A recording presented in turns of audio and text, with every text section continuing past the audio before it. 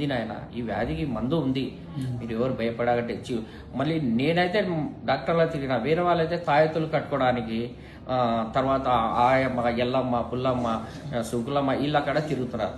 కాబట్టి అక్కడ అంతరం తంత్రాలు వేసుకుని ఆడ డబ్బు అయిపోగొట్టుకుంటున్నారు. కానీ ఇది ఎవరిది తప్పు అంటే డాక్టర్లది తప్పు. మీరు చేయడం లేదు, చెప్పడం లేదు. కాబట్టి పెద్ద పెద్ద సూపర్ మార్కెట్లో ఉన్న వాళ్ళు, కార్పొరేట్ వాళ్ళు కూడా పల్లెల్లో కూడా పెట్టి మీటింగ్లు పెట్టించేస్తున్నారు. కానీ ఒక్క డాక్టర్లు, వైద్యులు మాత్రమే చేస్తారు. ఇది ఖచ్చితంగా అన్ని చోట్ల జరుగుతూ ఉంది. ఇది అవేర్నెస్ ఇవ్వాలి, ధైర్యాన్ని నింపండి ప్రజలలో. ప్రజలు ఉంటేనే కదా ఎవరైనా మీరు వైద్యం చేస్తే. ఎవరికి చేస్తారు? పుట్ట పురుగుకు చెట్లకు చేస్తారా ఏమన్నా? వాళ్ళు ఉండాలి కదా. అంటే అవగాహన ఉండాలి.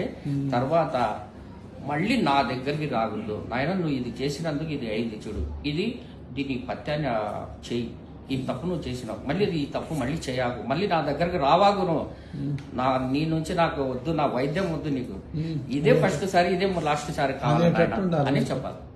అప్పుడు కానీ వాళ్ళు వీళ్ళలో పిల్లలకు వీడియోనే చూసిన సార్. నేను ఎవరిని అడగలేదు. మీరు ఎక్కడో ఉన్నారు, మీరు నేను ఎక్కడ ఉన్నా, ఒకసారి చూద్దాం సార్ ఎట్లయినా. కానీ ఇంత బాగా ధైర్యంగా చెప్తున్నాడు, నా ఇంత స్పష్టమైన మంచి లాంగ్వేజ్ కూడా బాగుంది సార్ మీది. చిన్న పదాలతో పెద్ద అర్థం వచ్చేటట్లు మాట్లాడుతున్నారు.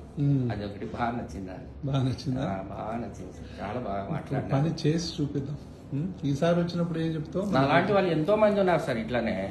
ఇంక వీళ్ళు ఈ బాధలు తట్టుకోలేక అరే మందు తాగి పట్టుకుంటే బాగుంటది, ఆల్కహాల్ తీసుకోవాలి, నిద్ర పడుతుంది అని అనుకుంటున్నా. సో అందుకే నేనే తాగుబోతుంది కావాల్సింది. కాకపోతే నా దగ్గర ఉంది, జ్ఞానం ఉంది కాబట్టి ఎంతో భగవంతుడు కొంచెం ఇచ్చినాడు కాబట్టి ఇట్లా ఉన్నాయి.